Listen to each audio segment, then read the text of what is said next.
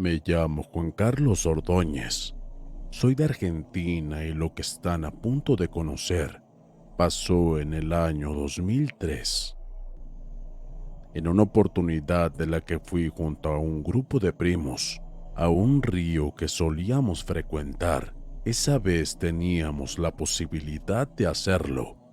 Pero claro, después de lo que ocurrió allí, jamás volvimos a pisar ese maldito lugar de nuevo.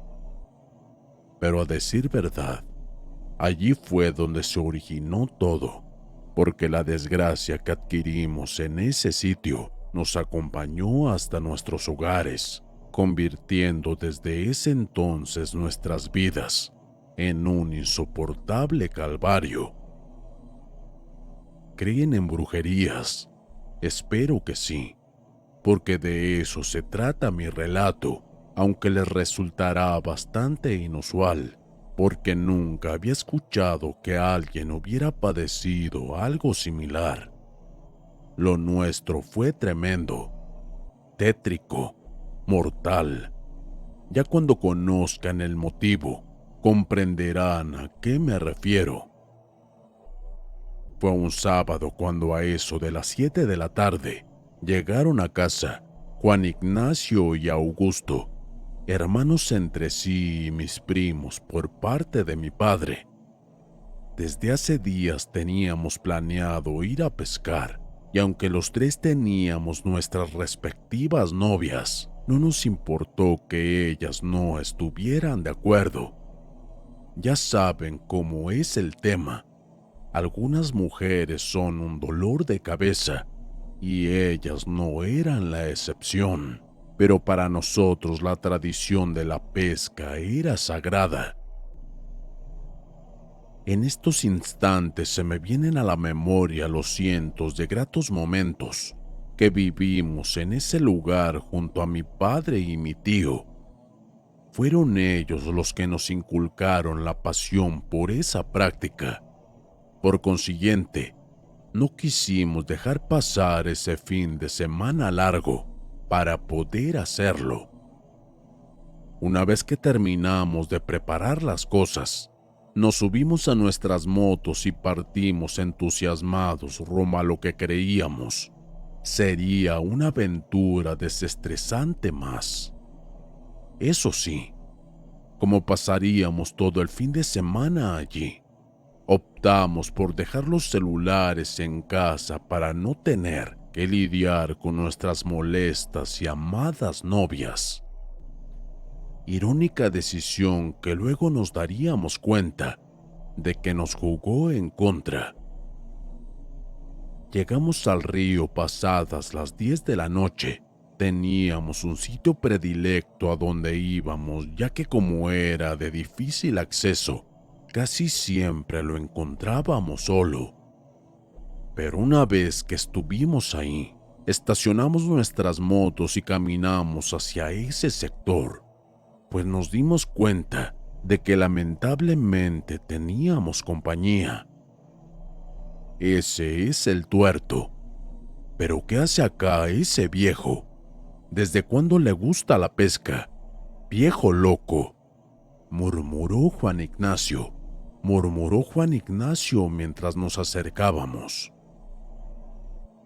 La noche estaba clara y sumando a que la luz de una fogata resplandecía con todo su esplendor, pude ver a la perfección el rostro del viejo cuando éste volteó a mirarnos, y de esa forma me di cuenta por qué tenía ese apodo. Su ojo derecho era blanco en su totalidad, cual brillo tétrico que emanaba por la luz del fuego me hizo sentir escalofríos. Nos saludó con cordialidad, en tanto exponía un par de dientes podridos, al darnos una inquietante sonrisa. Cuando estuvimos a solo unos metros de él, también pude constatar de que estaba ebrio, solo porque al hablar arrojaba un aroma a alcohol que se entremezclaba con un aliento nauseabundo, también por la torpeza de sus palabras. y el equilibrio defectuoso que tenía al tambalearse. Pero este no estaba solo. Había una señora y un niño con él. Luego mi primo nos contaría de que se trataba de la esposa y uno de sus hijos. Cruzamos algunas palabras más luego del encuentro, y como el único que lo conocía era Juan Ignacio, Augusto y yo no tardamos en hacerle señas para decirle que ya era hora de comenzar con lo nuestro. Nunca habíamos ido más allá de ese lugar, y teniendo en cuenta de que ese era el que siempre usábamos para pescar, no quisimos buscar otro lugar. Grave error de nuestra parte, pues lo inesperado ocurriría apenas minutos después. Nosotros estábamos cerca de la orilla del río preparando nuestras cañas, más o menos a unos 15 metros, desde donde estaba la pareja con el niño.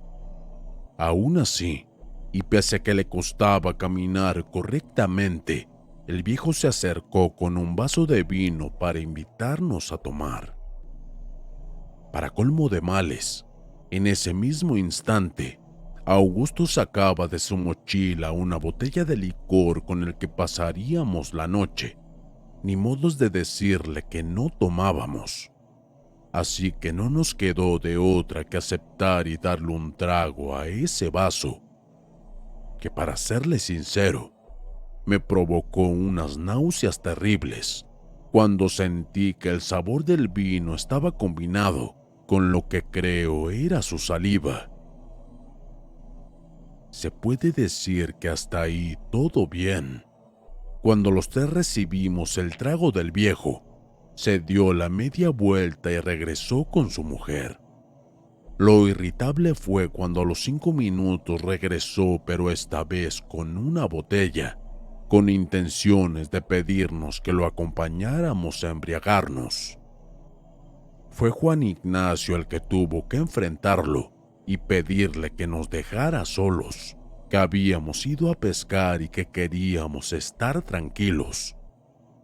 Ofendido y testarudo, el viejo siguió insistiendo hasta que finalmente comenzamos a discutir con él. Faltó poco para que nos agarráramos a golpes, y para evitarlo recogimos nuestras cosas y nos alejamos del iracundo tuerto, quien nos gritaba maldiciones mientras caminábamos sin voltear siquiera a mirarlo.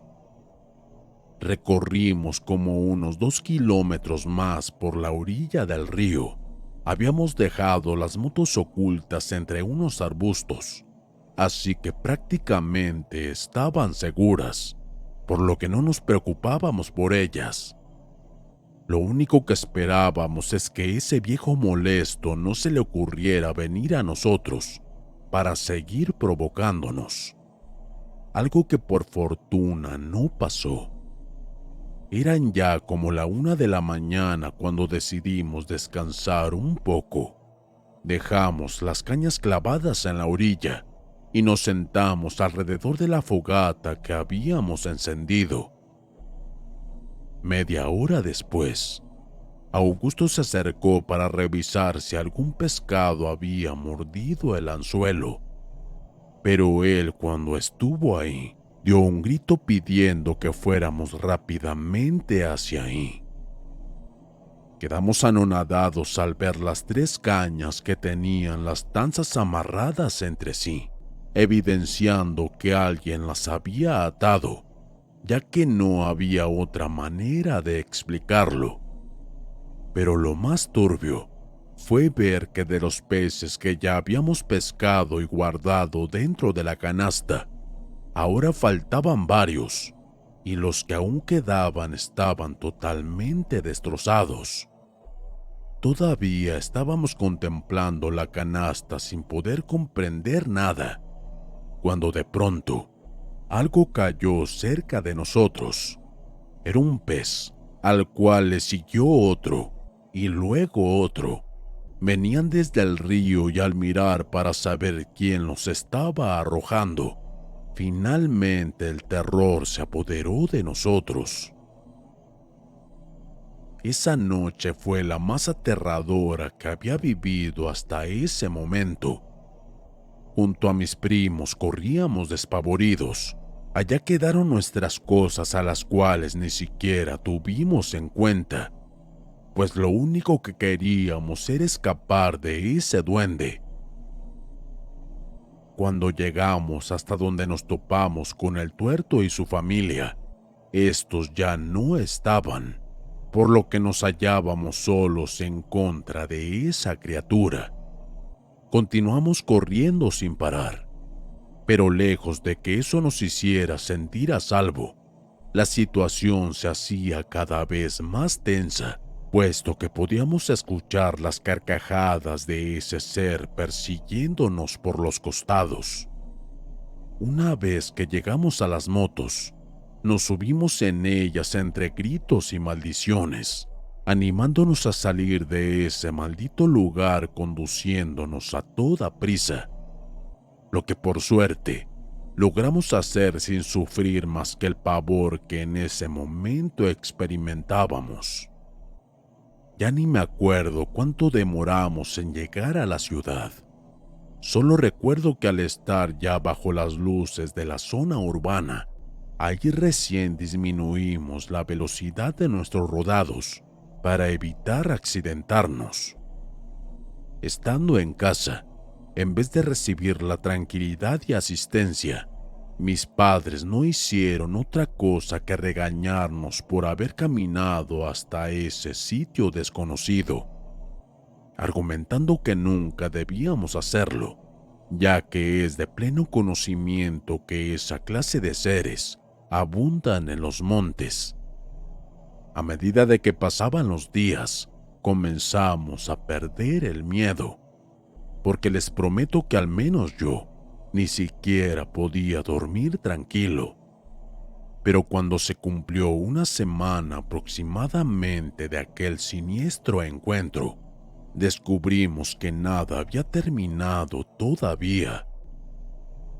Era apenas el amanecer, cuando mi tío nos llamó para avisarnos que Juan Ignacio se encontraba fuera de control, gritando fuera de sí de que el duende se le había aparecido en su habitación y que le propinó una paliza que le dejó aún más aterrado que el primer encuentro.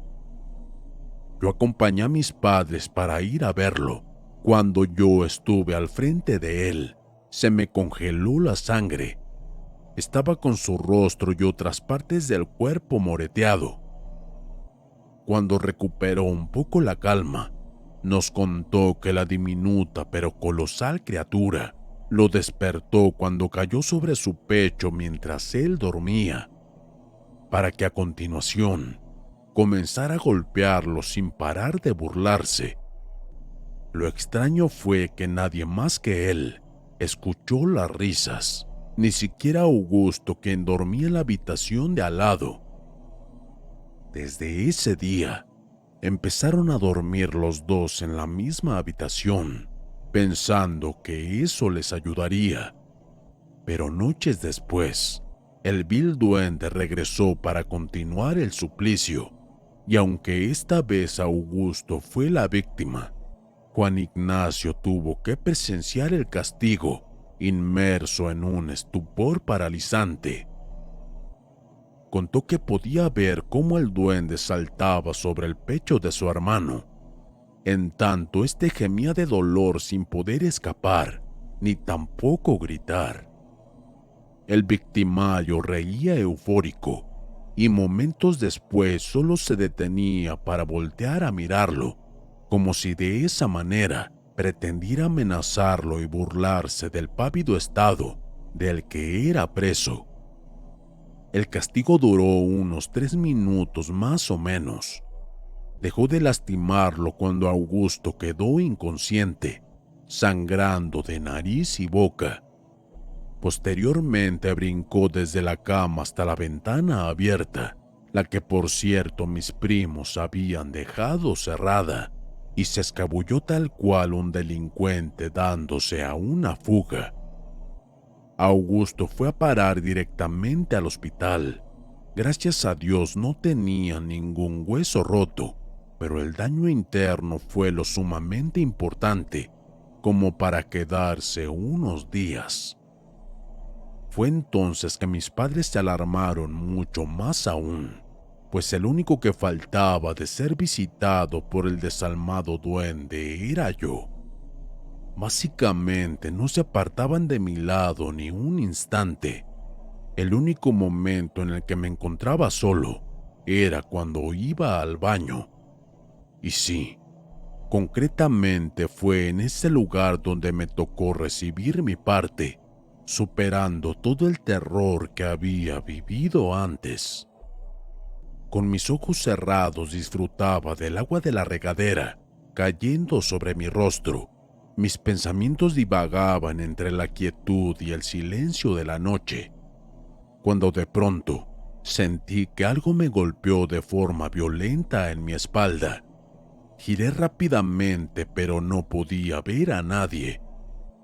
Mas un color rojizo profundo llamó mi atención desde el piso. Al dirigir mis ojos hacia allí, vi a mi gato muerto, nuestra mascota, que desde su vientre abierto expulsaba el vital líquido, mezclándose con el agua. Estaba sin cabeza, la cual encontraría sobre mi almohada una hora después. Paralelamente a eso, percibí la presencia de alguien en la parte superior de la pared. Para que puedan imaginarse del pánico que sentí, les confieso que instantáneamente comencé a orinarme. Lentamente elevé la mirada y lo vi. Era ese maldito duende asomándose por la ventanilla del baño. Todo ocurrió en un santiamén. Solo recuerdo ver por un instante la piel de su rostro, ennegrecida y deforme por las arrugas, desde donde resaltaban ese sórdido par de ojos amarillos, con cuya mirada me hizo palpar el mismo infierno. Se abalanzó sobre mí tumbándome al suelo, y mientras yo gritaba de terror a mis padres, él me estremecía con su vulgar risotada, que intercalaba con unos golpes por todo mi cuerpo. Apenas caí logré cubrirme la cara con mis brazos, y es por eso que no me desfiguró como lo hizo con Juan Ignacio. No obstante, al notar que no podía lastimarme en esa zona, parece que se enfureció más, ya que éste optó por tomarme del pelo y comenzar a arrancármelo por mechones. Ironía de la vida fue que, como normalmente lo hacemos todos, dejé la puerta del baño con seguro, así que a mi padre no le quedó de otra que derribarla a patadas para poder ingresar. Según él también, pudo ver al duende escapándose por la ventana, pero por obvias razones prefirió enfocarse más en mí, ya que continuaba gritando como un demente para que él me ayudara. Lastimosamente, los tres tuvimos que pasar por todo ese calvario para recién buscar ayuda en curanderos. Con un buen pago de por medio, el viejo aceptó ayudarnos y curarnos, advirtiendo que no nos resultaría nada fácil, ya que según él, el duende que nos hostigaba no era más que el producto de un trabajo de brujería. Por alguna razón alguien nos quiso castigar, y para ello involucró a esta clase de seres para hacerlo, difiriendo así de toda especie de brujería que al menos nosotros no teníamos conocimiento. Suena macabro, ¿verdad? No padecimos los típicos síntomas de brujería, no nos enfermamos, no bajamos de peso, no perdimos el trabajo, nada de eso nos pasó. Fue algo mucho peor. Un ser elemental que forma parte del folclore argentino fue el instrumento para lastimarnos. Y hoy que lo pienso mejor, hubiera preferido recibir el daño común en vez de ser víctima de ese ser. Tiene que haber sido el tuerto y su esposa. Hace un poco escuché que esos desgraciados son unos brujos que apenas están iniciando. Tal vez para eso fueron al río esa noche, para hacer sus trabajos a escondidas, tal cual acostumbran algunos brujos a hacer. Estuvimos en el momento equivocado, nos topamos con nuestro propio infierno, y solo Dios sabe hasta qué grado de daño estábamos destinados a sufrir, nos dijo Juan Ignacio una tarde en casa. El curandero logró ayudarnos como lo esperábamos. Ese ser no volvió a atacarnos desde que comenzamos a ser curados por él. Sin embargo, siguió aterrándonos por un buen tiempo, dejándonos oír su maldita risa en las noches, hasta que por fin desapareció por completo de nuestras vidas. En más de una oportunidad, pensamos en buscar venganza. Deseábamos encontrarnos con ese viejo condenado y darle una golpiza tal que le haríamos perder el otro ojo, pero nuestros padres nos pidieron que no hiciéramos nada, pues como dicen, la misma vida se encargará de hacerles pagar su merecido.